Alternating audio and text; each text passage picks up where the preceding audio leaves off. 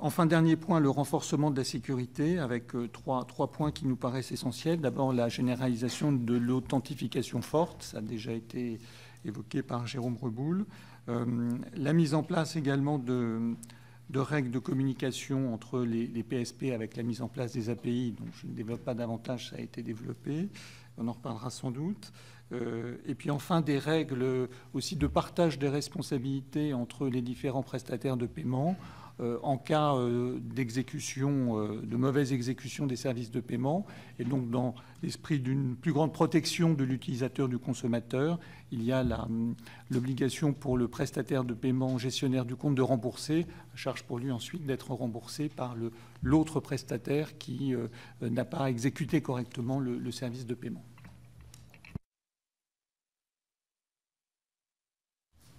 Merci beaucoup. Je me tourne maintenant vers Johan Burkovic, fondateur de Bankin et premier prestataire agréé par la CPR, porte-parole du groupement des agrégateurs bancaires européens, European AIS, qui va nous exposer les principaux enjeux soulevés par la mise en œuvre des règles de la directive et la finalisation des normes techniques réglementaires.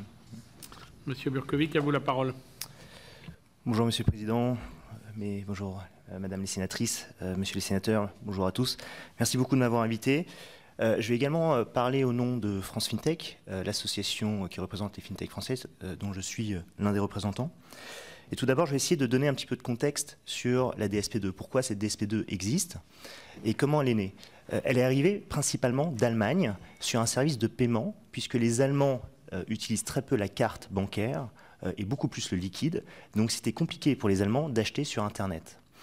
Il y a eu une innovation faite par une start-up allemande qui est de pouvoir payer sur Internet avec un ordre de virement. Donc le consommateur synchronisait ses comptes avec les mêmes identifiants que pour consulter les comptes en ligne. Et cette start-up injectait le RIB, parce que maintenant c'est massif en Allemagne, injecte le RIB du e-commerçant pour faire un ordre de virement et garantit cet ordre de virement auprès du e-commerçant pour qu'il puisse livrer la paire de chaussures ou le bien acheté sur Internet. Et ça a eu un succès phénoménal puisque enfin les Allemands pouvaient acheter sur Internet. Ça a un petit peu bousculé le secteur bancaire puisque c'était une start-up tout de même qui faisait des virements depuis l'interface bancaire de la banque.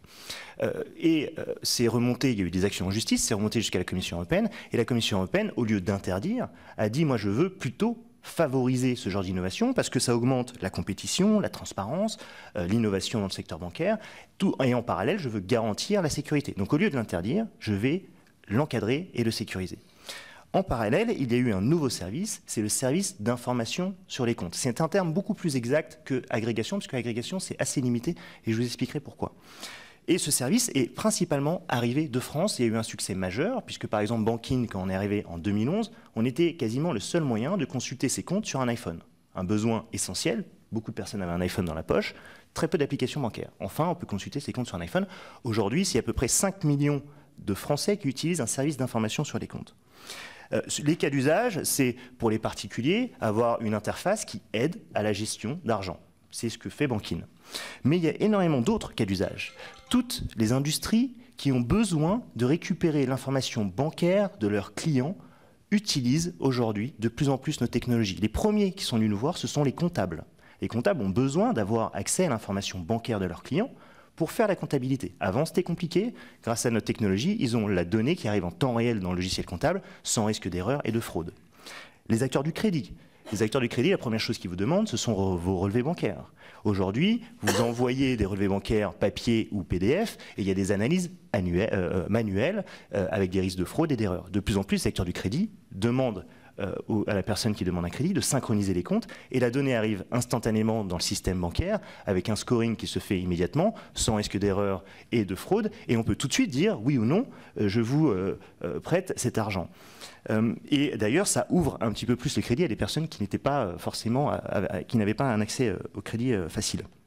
Les conseillers financiers qui ont besoin d'avoir la donnée de leurs clients, c'est une obligation, pour fournir un conseil. C'est compliqué d'avoir cette donnée-là. Aujourd'hui, grâce au service d'information sur les comptes, la donnée est automatiquement récupérée sur les interfaces bancaires et envoyée aux conseillers en quasi-temps réel. Également les acteurs du paiement, puisque notre technologie permet de faciliter la lutte contre le blanchiment, la fraude et le financement du terrorisme en allant vérifier quelques informations sur les comptes. Et surtout et principalement les banques, qui sont les premières utilisatrices de la technologie d'information sur les comptes. Ça a également eu un usage donc massif et c'est remonté jusqu'à la Commission européenne qui s'est dit on est en train de négocier la DSP2 sur les services de paiement. C'est pas tout à fait le véhicule législatif le plus exact, mais on va inclure les services d'information sur le compte dans ces DSP2, comme ça on fait une pierre deux coups. Pourquoi j'explique ça? Puisque on se retrouve dans une situation où maintenant ça couvre que les comptes de paiement, alors que 80% des comptes qui sont connectés par les services d'information sur les comptes aujourd'hui ne sont pas des comptes de paiement. Ce sont des comptes d'épargne et de crédit. Et c'est logique, quand on gère son argent, on gère l'ensemble de ses finances. Et quand on va consulter ses comptes sur l'interface bancaire, j'ai mon compte courant, mais tout de suite en dessous, j'ai mon livret A, mon assurance vie et mon crédit. Donc en fait, ce taux de 80%, c'est représentatif de la gestion d'argent des Français et des Européens et même du monde. Et d'ailleurs, les acteurs du crédit, quand ils évaluent la situation financière de quelqu'un qui demande un crédit, ils ne regardent pas juste les comptes de paiement, ils regardent le taux d'endettement et l'épargne. Le marché aujourd'hui, en quelques chiffres, donc je le disais que 5 millions d'utilisateurs de Français utilisateurs des services d'information sur les comptes, c'est à peu près 20 millions en Europe, et les acteurs français, comme M. Reboul le disait, sont leaders sur le marché. On a la chance d'avoir des pépites françaises que je représente, Linkso, Budget Insight, Bankin, ou des acteurs qui se sont fait racheter par le secteur bancaire comme Fiducio, ou même des acteurs bancaires qui l'ont créé en interne.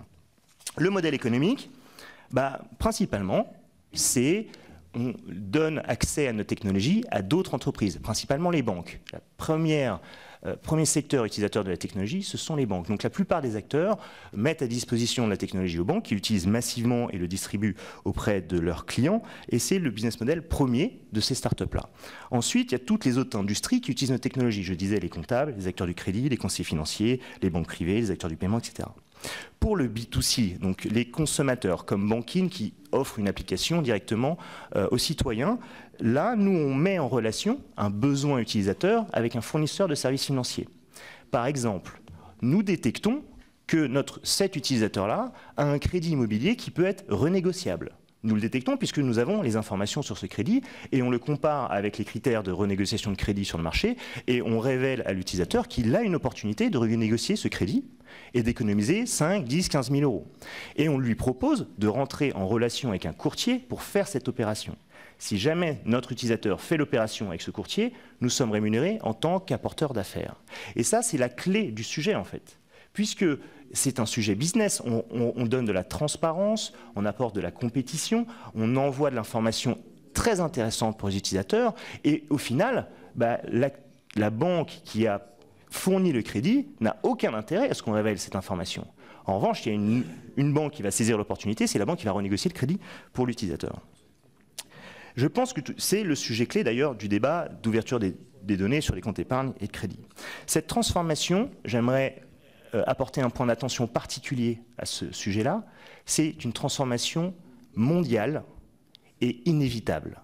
Le monde entier est en train de digitaliser l'accès à cette donnée puisque c'est une donnée essentielle à nos sociétés qui est utilisée quotidiennement par la comptabilité, la gestion de trésorerie, les banques, les acteurs du crédit, les conseillers financiers.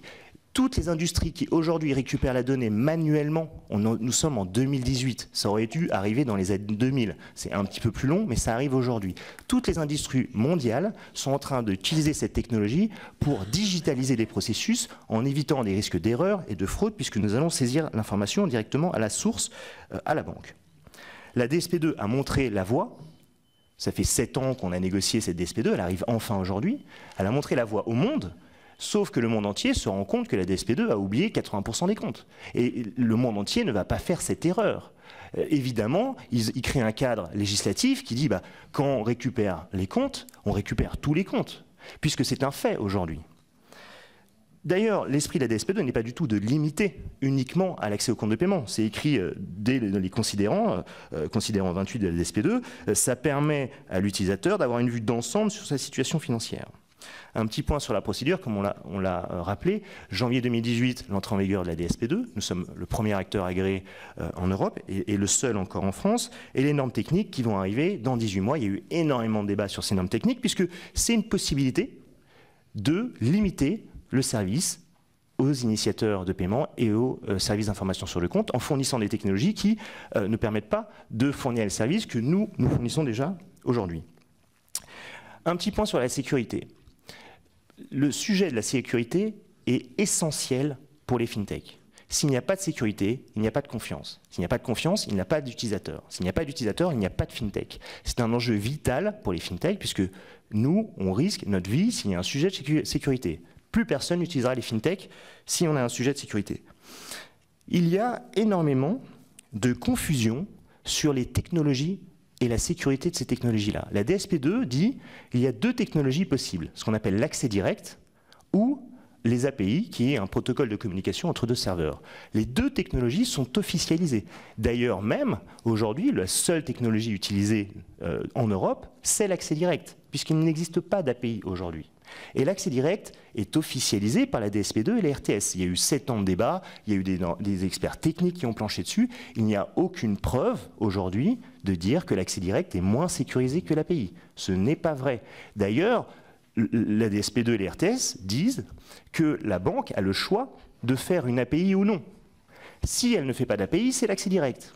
S'il y a une API, d'ailleurs, il faut que l'API présente les mêmes performances que l'accès direct pour qu'elle soit imposée aux acteurs.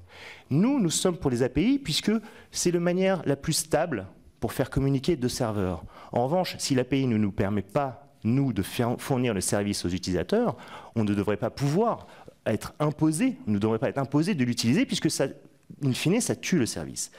Et d'ailleurs, il y a un gros sujet sur le stockage des identifiants bancaires. La différence des technologies accès direct ou API n'a rien à voir avec le stockage des identifiants bancaires. Ça n'a rien à voir. Le stockage peut se faire avec les deux technologies. Et d'ailleurs, la DSP2 encadre les acteurs AIS et PIS parce qu'ils manipulent ces identifiants bancaires. C'est obligé, puisque de toute façon, on ne pourrait pas connecter le compte du client si on n'avait pas accès à ces informations. Et les textes sont très clairs là-dessus. On agrée ces acteurs-là parce qu'ils ont accès à ces données-là et manipulent des données sensibles. Donc on veut les contrôler et en parallèle, on renforce la sécurité et on généralise avec l'authentification forte qui fait qu'avec ces identifiants, eh bien, on a des droits beaucoup plus limités qu'avant et pour toutes les opérations sensibles, il y a une sécurité renforcée.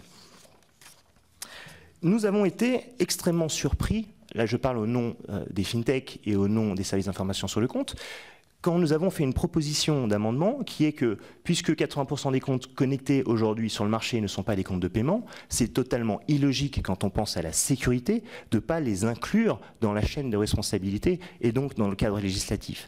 Pourquoi? Parce qu'aujourd'hui, 80% des comptes ne sont pas dans le cadre réglementaire, ça voudrait dire que des acteurs non agréés pourraient avoir accès à ces informations et que si jamais il y a le moindre pépin sur les comptes de crédit et d'épargne, ce n'est pas couvert par le cadre législatif et donc par nos assurances et on fait porter le risque aux citoyens. Donc en fait de ne pas inclure aujourd'hui ces comptes-là, c'est juste de nier la réalité. Il faut absolument les inclure. Et il y a une manière très simple, c'est que quand on se connecte à la banque, on s'authentifie. On doit le faire pour les comptes de paiement, pourquoi ne pas le faire pour les autres comptes? Et à partir du moment où on est authentifié, et donc ça permet à la banque de vérifier qu'on est un acteur agréé pour le faire, si jamais il y a le moindre pépin, eh ben c'est notre assurance qui portera cette responsabilité. Puisque si on ne... Aujourd'hui, il peut y avoir des acteurs qui se connectent de manière anonyme, on ne sait pas s'ils sont agréés ou non, et que si jamais il y a un pépin sur les comptes épargne et de crédit, vers qui on va se tourner? Qui va payer pour les citoyens? C'est ça le problème. Et de ne pas les inclure aujourd'hui, alors que pour la sécurité c'est absolument logique, nous ne comprenons pas, nous sommes extrêmement surpris. En parallèle, nous sommes également surpris de l'amendement qui vise à aller plus vite sur les normes techniques, alors qu'il y a tout un système qui se met en place au niveau européen pour contrôler que les API qui sont proposées sur le marché répondent aux mêmes performances que l'accès direct. D'ailleurs, ces API-là doivent être testées par les acteurs du marché, 3 mois plus 3 mois. Il y a un comité de validation pour éviter d'imposer des API qui ne permettraient plus aux acteurs du marché de fournir ce service. Nous avons proposé aux acteurs bancaires de participer à l'évaluation des API. on nous a fermé la porte. Nous voulons, si on veut nous imposer des API, il faut qu'on soit dans le processus d'élaboration des API, qu'on puisse les contrôler. Je vous remercie beaucoup.